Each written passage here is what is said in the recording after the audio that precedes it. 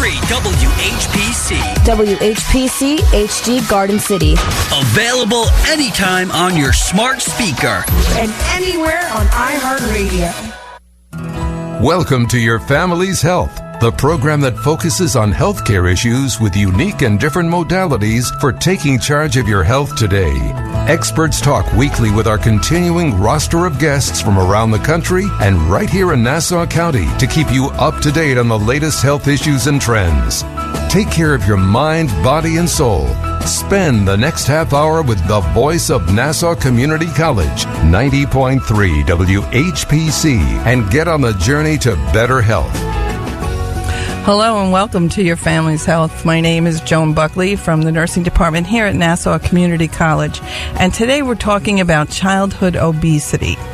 Our guest today is Dr. Leslie Wilkes. He's not only the CEO of a nonprofit organization, WLL Enterprise, but he's also the author of 2 children's books. And the whole content is about nutrition. And he has this nutritional center that helps provide low-income families with the means to lead healthier lives through education, fitness, and nutrition. So, Dr. Wilkes, I want to welcome you to Your Family's Health. And this is the voice of Nassau Community College, 90.3 WHPC. Can you tell us a little bit about yourself? This isn't a topic that everybody embraces because weight is something that has like a little negative, connotation to it, whether it be child that's heavy or an adult that's heavy. So what brought you to it that you've really dedicated most of your life to it? Well, what it was, it was a change of career for me because growing up, I started my first company at an early age, and I saw that the economy was not really good over here in California, the United States, and I wanted to change my career, so that's when I started studying, and the government was stressing 2 things. They were stressing the environment and childhood obesity. So I figured that if I went with the environment, I might as well stay in the same career path that I'm going. So I decided to try childhood obesity. So I started doing research, studying, and that's where I ended up with childhood obesity because that now it's a growing epidemic. It's one of the number one epidemics that's facing our youth today. Not just, it's worldwide. It's a problem that's worldwide now. Now, the thing you mentioned, environment being one of your interests earlier, this is environment because isn't the environment often influential on a child's eating habits? So don't they have like something I think they call it like micro environment and macro environment. And micro is like your home life. So how is that affected with your company and the growth? Is that one of the areas that you targeted first? What's going on in the home, or did you look at community? No. What I do is the reason why I wrote the children's books is because that puts the emphasis on the kids. Yeah. Because 9 times out of 10, if a child has a thought in his mind, his parents will follow through if it's a good idea. So that's why I focus on our youth, because a child cannot cook for themselves. So if a parent is cooking a healthy meal for the child, the whole family benefits. So my first target was families, then communities, and then school districts, and also any organization that are responsible for feeding our youth. Wow. So I take in anybody who has something to do with our youth and their meals. I'll tell you, that's a big chunk. You kind of included everybody. So now these 2 books, it was really there's more than 2, but tell me a little bit about these 2 books. How did they approach, what was the approach with children? Well, the first 2, it's just everyday topics. How kids, some kids eat lunch at school, others bring their food, and the kids were bringing his food to school, and the other kids laughed at him, so he threw it in the trash, which is normal. And it's three families. And the first book, one of the boys got sick because of not eating healthy, not being active. So it just talks about how, the family would go home, dad would come home with fast food because the mother didn't want to cook. And how the kids sit on the couch and play video games and play on their phones instead of being out in being active, which is everybody faces that today. Yeah. The second book is a continuation to the story. The second book, the other two boys got sick, and the one that was sick in the first book, he remained healthy because he didn't want to go to the hospital again. Wow. What kind of response did you get from parents when their children started reading these books? It was interesting because one, the son read the book. She was going to get some fast food, and he told his mother, he said, "No, I can't eat that." He said, it said in the book that I can't eat that, so you have to go home and cook for me. Oh, my gosh. Kids are so funny. They take everything so literally. That is so funny. But it made the parents think, too. So you're not only really... I mean, I have to tell you that, and I'm sure you, too, I know every child book that I read to my children.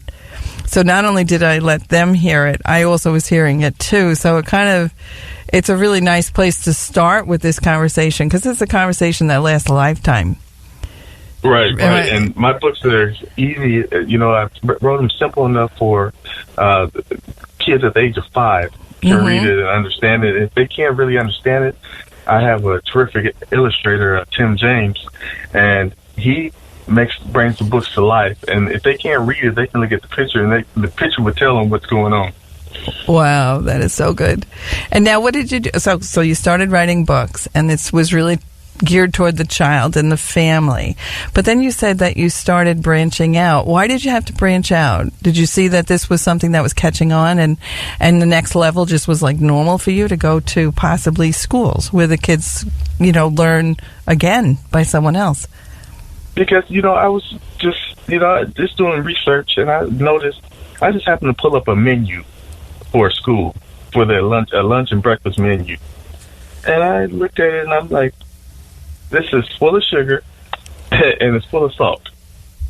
So that those two don't go together. So that's why I developed a consulting firm where I can talk to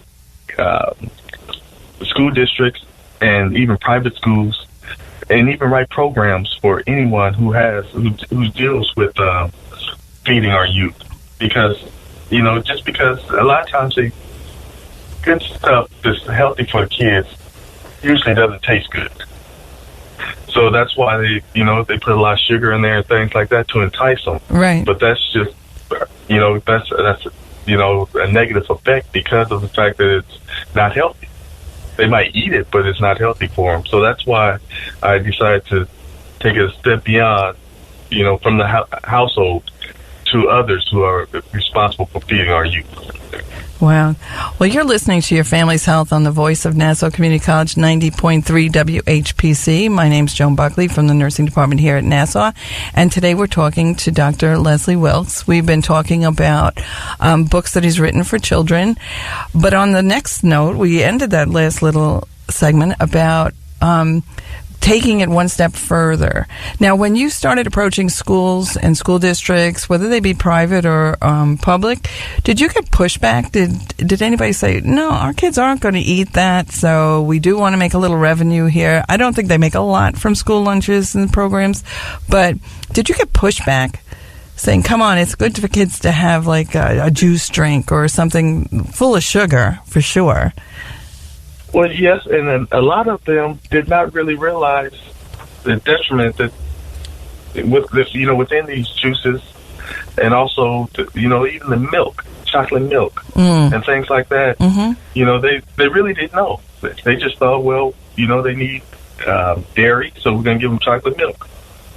They needed this or that, but they didn't really go into depth to see that this is really hurting our youth. Now, this organization, it's a non-for-profit at WLL Enterprise Incorporated. It's a nutritional consulting firm, correct? Or do you have a center where if people, do you hold classes or anything like that interested people can come and learn? Well, my classes are usually, matter of fact, I just went to a elementary school last week. So it's usually at their facility. They will get a group of youth and their family, their parents together, and I would hold a class. But it's wherever, and no matter where you are around the world, just contact me if you need assistance with that. And you'll be there. I will be there. Yes.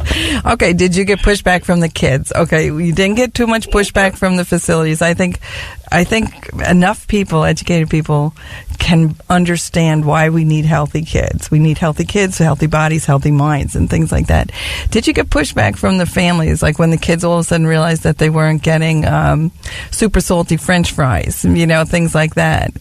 Did you get pushback from the parents saying, come on, could you please, leave the hot dog on the menu or anything like that?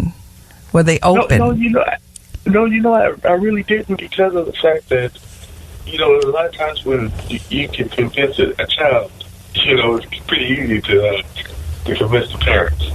Because the hardest part is convincing the child. Because, that's something that they're used to, that's something that they like. So when they have their mindset that this is not healthy for me, then it makes it a lot easier. That's why, the books, sometimes, it goes into depth. I have many books. I'm up to 7 published books, and I have 2 more coming out. But the last one I just wrote, the title is My Heart Goes Out. And it talks about how diabetes affects the body. Wow. And the one previous to that is actually obesity affects the body, but one previous to that is me and my diabetes. How did they respond to the word obesity? Because now you're talking about their children, and from my studies in obesity, the parents see their children often as perfect. So when you brought up this topic about obesity, not just nutrition, but we talk about, the obesity epidemic in our children and all the grown-up diseases that we're now seeing, how is that received? Well, the topic was obesity, but I would kind of sugarcoat it because I would talk about unhealthy eating. Okay. And what unhealthy eating will lead to. And it leads to obesity, diabetes, heart conditions, and things like that. So it made it a little bit easier because they know that what I'm feeding my child, if it's not good, it's going to lead to all these problems. And obesity is the main one. So that kind of sugarcoated it, because, you can't just say, well, your child's going to be obese. You can't do that. You could predict it may happen, but right. You can't say that because parents see their children as perfect, and it is what it is. My kids are perfect too, and they always were. But I know better. But I'm really excited the fact that you didn't get much pushback. Do you think that we have an educated public and that parents really want what's best for their kids? And if they hear something that has a little bit of controversy, like, sugar-free this, and it's not sugar-free, but over-sugared this, over-salted that, do you think that that's a big reason why your company is so successful? Well, that, and, it takes my hats off to Michelle Obama with her program, because that's what inspired me to do what I'm doing. Does she know that you're doing that? Does she know? Yeah, well, I have, if you go on my website, there's 2 letters from her on my website. Wow. She has my first 2 books. Oh, wow. That's really exciting. No, I went to an interview you did because I just wanted to kind of hear your voice and get a little bit, how to know you and things like that. Well, that does tell a lot then. Now, we have a quick break here. So, again, my name is Joan Buckley from the Department of Nursing here at Nassau Community College, and we are talking about childhood obesity and nutrition with Dr. Leslie Wilkes, also author of children's books, as well as CEO of a nonprofit, WLL Enterprise Incorporated. So you're listening to Your Family's Health on the Voice of Nassau Community College, 90.3 WHPC. Have you ever borrowed money to finance gambling? Is your life a nightmare from the downhill spiral of compulsive gambling? Gamblers Anonymous helps people worldwide who have a gambling problem to return to normal, happy lives. There are no dues or fees for membership, only the desire to stop gambling. If you are one of the millions of Americans suffering from this problem, act now and get immediate help by calling the Gamblers Anonymous hotline at 855-2-CALL. GA. That's 855-222-5542. Remember, help is a phone call away. When I grow up, I want to be a new pair of blue jeans. When I grow up, I want to be a kid's first computer. When I grow up, I want to be a glass countertop in a new home. When I grow up, I want to be a kid's best birthday present. When I grow up, I want to be a football stadium. When I grow up, I want to be a warm place on a cold day. When I grow up, I want to be a fancy backsplash. I want to be a bike that races around the country. When I grow up, I want to be a bench on a forest trail. I want to be a rocking chair on a sunny porch. I want to be a skyscraper. I want to be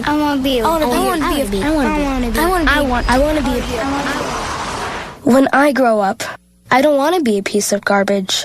And if you recycle me, I won't be. Give your garbage another life. Recycle.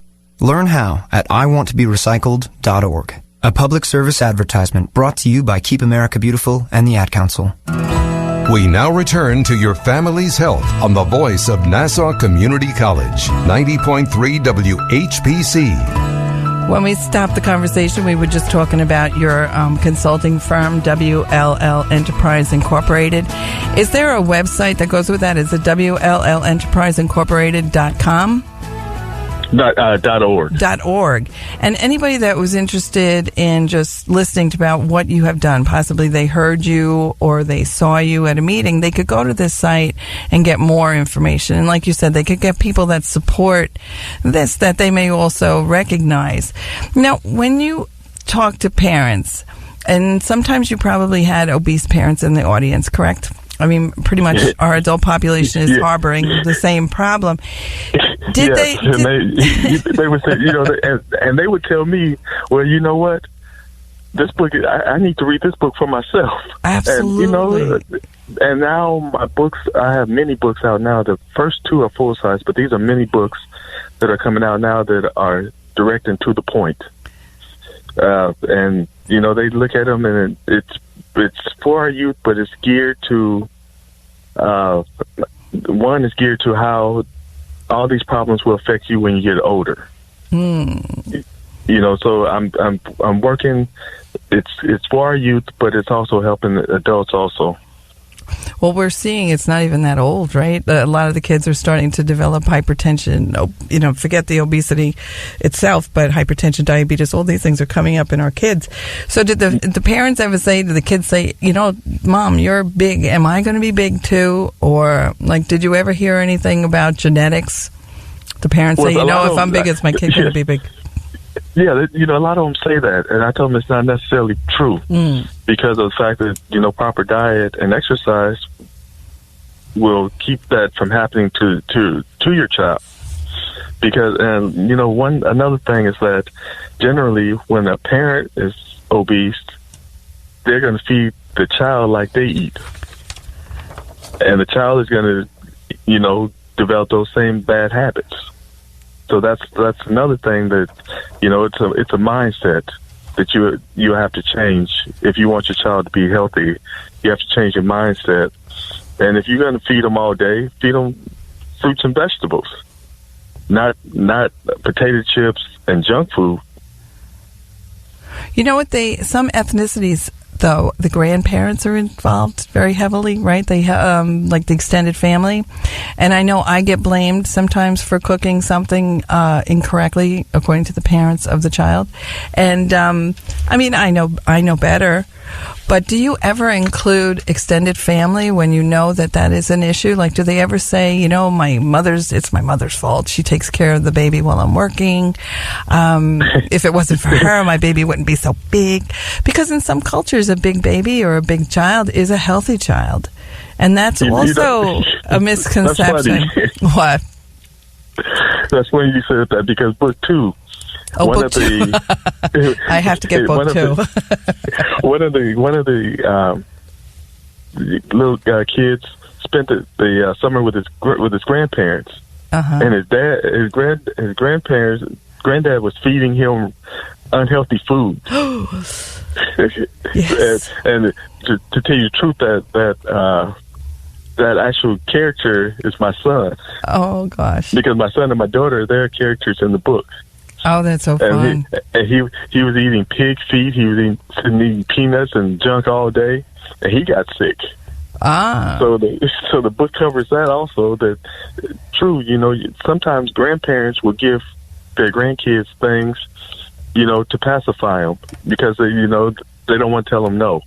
which is not or good. treats. I mean, I had to stand up for some grandparents because, when you have your grandchild and you want to be the hero for the day, and you go to, you go out to the park or whatever, and you stop at Carvel on the way home. Sometimes I think that's the problem. I know that's our issue is like we always want to make something special. And food is huge. Food is such a social crutch or link with people. Did you ever, book 2, I'll buy book 2, okay? I will get book 2 to learn how to be a better grandmother. But I just think this is amazing the way that you have tied some personal things into a really wonderful almost like a world improvement modality, this consulting firm. What's next? What do you think's next? What's going on? Well, it's the world is, it's open because of the fact that it's so much out there to do, and it's kind of hard to say which direction I'll take it from here. It's just the main thing is just try to touch as many communities, as many families as I can worldwide.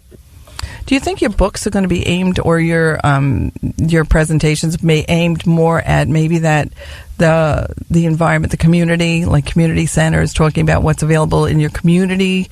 Because different communities have different things available, so people sometimes can't eat as healthy as they want because of where they live. Do you think that that's something that you're going to start looking at?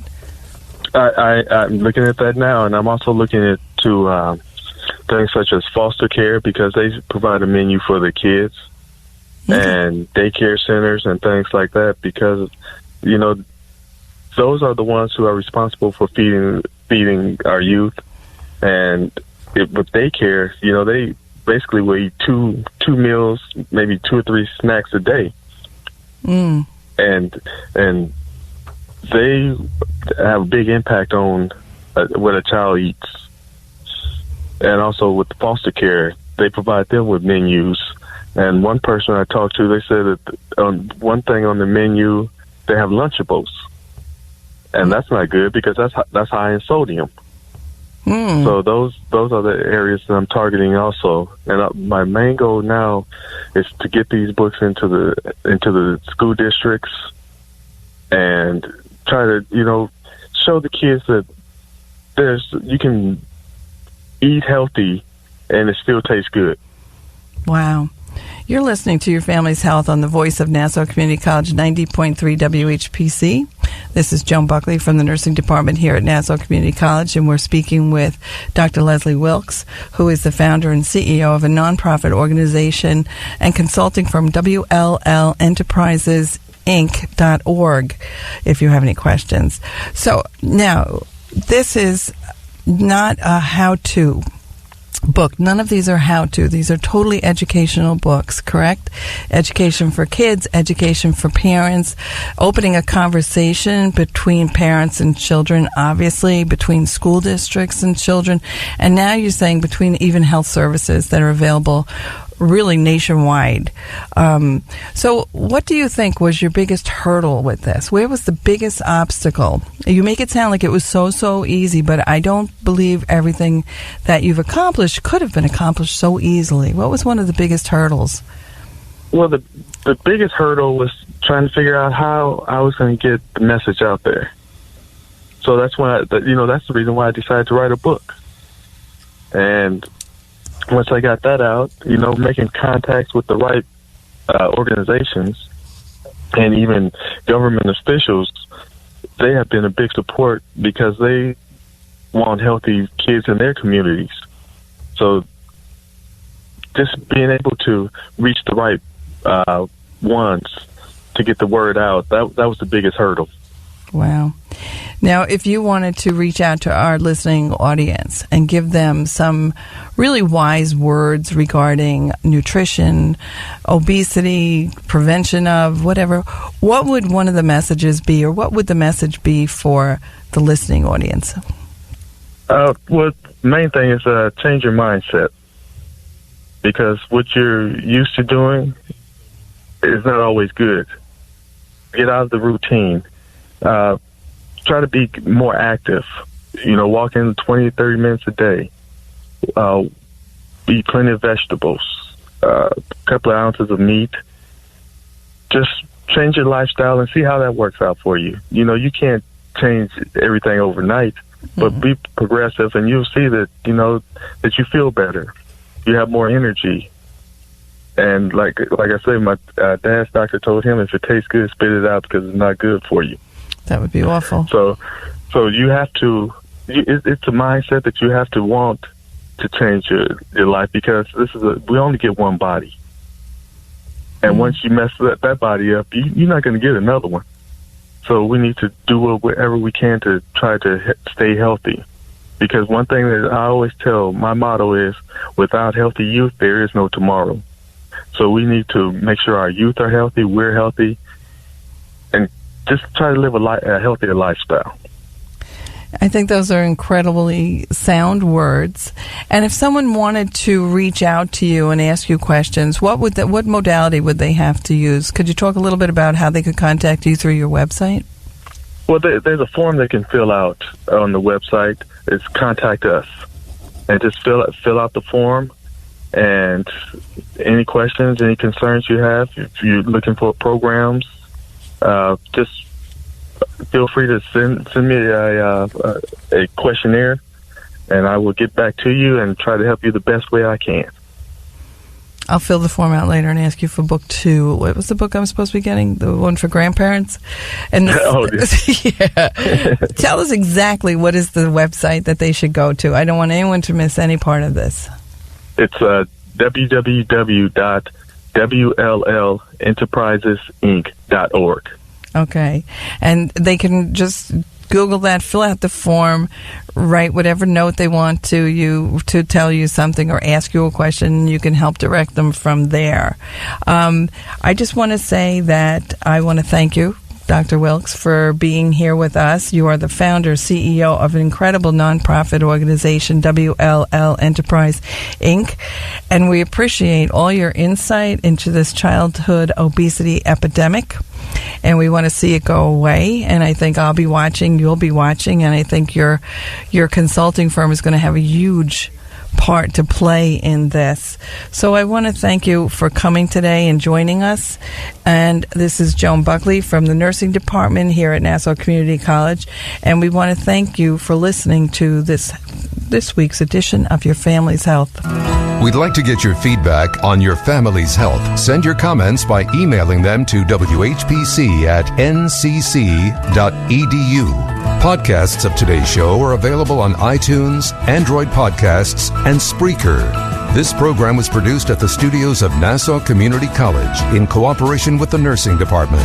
Join us next week for another edition of Your Family's Health on the voice of Nassau Community College, 90.3 WHPC.